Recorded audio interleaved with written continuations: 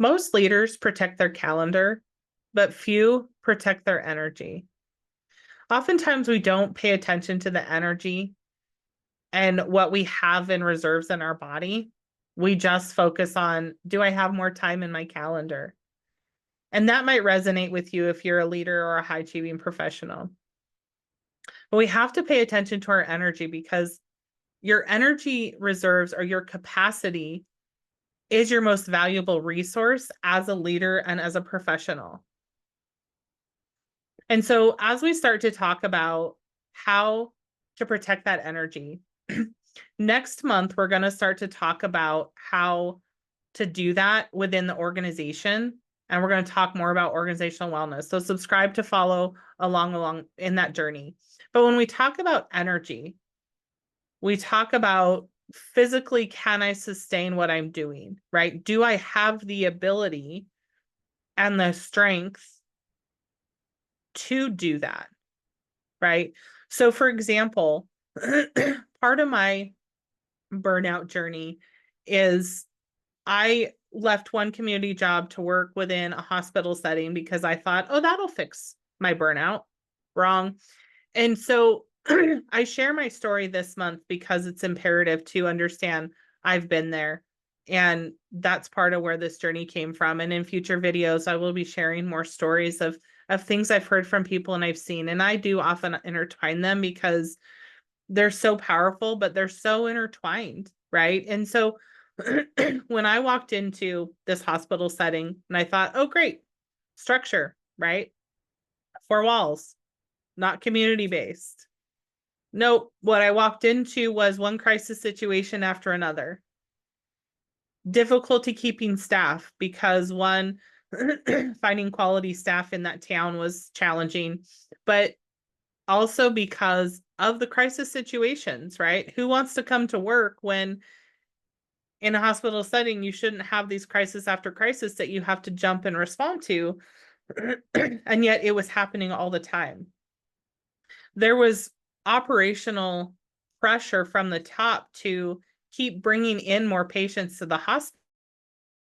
And yet the hospital structure was not sustainable. And I knew that because it was a constant crisis, right? So if codes are called and leadership have to run to handle this, that's a crisis. This was nonstop for that first month when I got there and continued.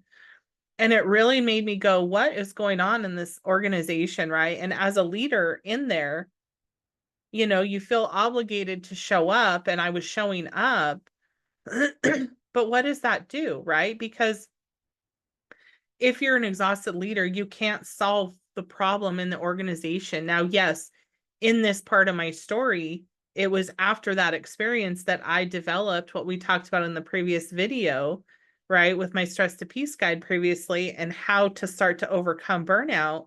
But it wasn't until I walked through this other challenge that I realized it's not just an individual problem, it's an organizational problem. And as a leader, what can I do? I have to protect myself, but I also need to help influence what's going on in the organization. And so as a leader, let's talk about, what does energy management really mean? And what does that mean for you? Right? So we've got 4 areas where energy shows up. So let's start physically. Physically, do you feel like you have the strength and the energy to keep going? Right? Meaning to show up and physically do what's required of the job. And physically, our energy comes from, are we getting enough movement so that our bodies are flexible and able to do the job? Are you nourishing your body the right way? And are you balancing your hormones?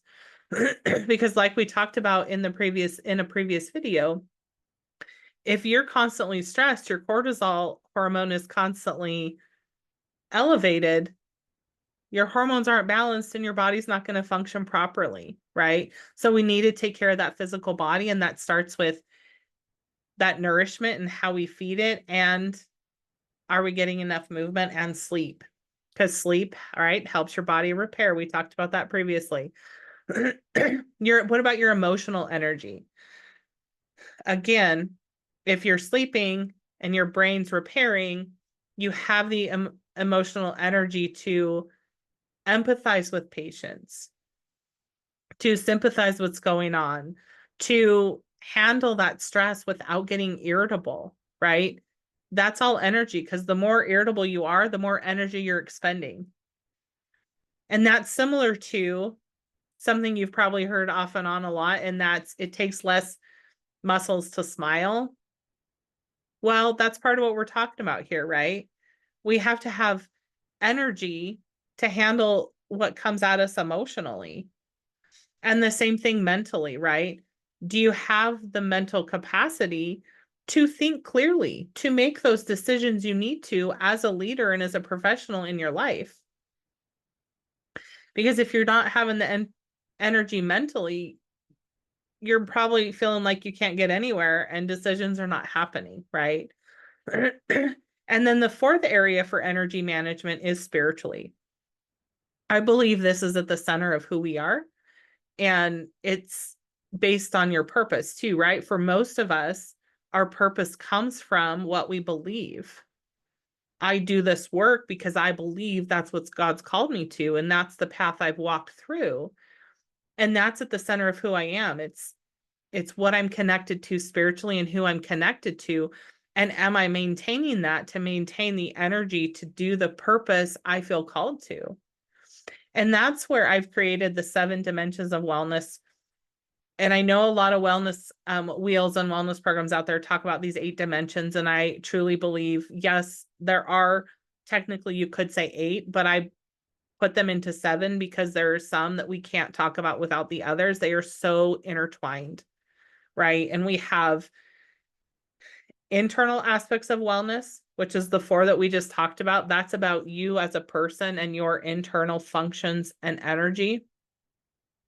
And then we have these external wellness areas that, yes, impact us internally, but we also impact it based on our internal wellness. And we have to start with our internal wellness. And if we're struggling in any area, we want to make sure that we're repairing that, because as a leader, any energy leak that we ignore often leads to this constant accessibility, right? So if you're constantly accessible, and I hear this controversy all the time, right? With leaders, do you have an open door policy? Do you not? And if you don't, do you require people to schedule meetings in your calendar? There's a lot of controversy on that topic. And I think part of it is an individual piece, and that's knowing your own capacity and where your energy's at. But that constant accessibility can, cause some energy leaks. And that happens because if you're working on a task and you're interrupted, so you divert your attention to answer a question, and this happens 10 times in the matter of 20 minutes, you probably have depleted some energy, because mentally it's hard to jump from one task to the other all the time, right? We're not meant to do that. Energy leaks also happen if we're not building in recovery time. That recovery time is so imperative to maintaining your energy levels. And I know I've mentioned boundaries before, and I have other videos that go into depth on boundaries, but boundaries are so imperative. And mind you, we often blame other people for crossing our boundaries, but I can't expect my leader to remember all my boundaries. I have to protect my boundaries. So if I give in and blame the other person, well, the other person didn't cross my boundary. I did, because I gave in. So we have to pay attention to our boundaries. So if you're losing energy, I would say, do you have places where you have poor boundaries, or you need to build boundaries? Because maybe you just don't have them. And as a leader, you're probably losing energy if you're taking ownership of everything. And I get it. Oftentimes high achievers like to have the control, because as a perfectionist, control means I can determine what this looks like.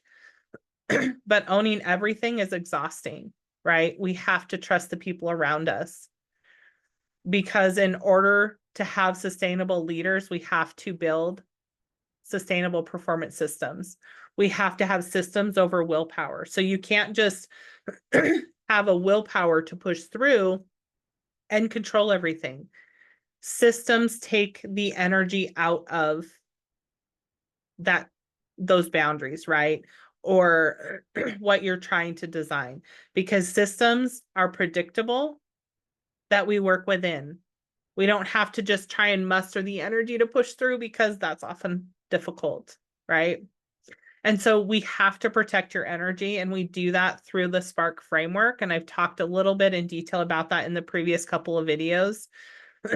Be sure to go back and look at that. But when we use the Spark framework to protect your energy, so we see where the problem is, we pinpoint the root of that problem, we activate small changes and reinforce those habits for the long term, you're going to have that where you can keep momentum, right? That's sustainable long term. If any of this resonates with you, or you're interested in wondering how does this apply to organizations, specifically the culture and wellness of an organization, subscribe to follow along, because next month we're going to talk about it. But I want to remind you that sustainable performance isn't about doing more. It's about creating systems that allow you to continue showing up for the work you love, because you should have success without self-sacrifice.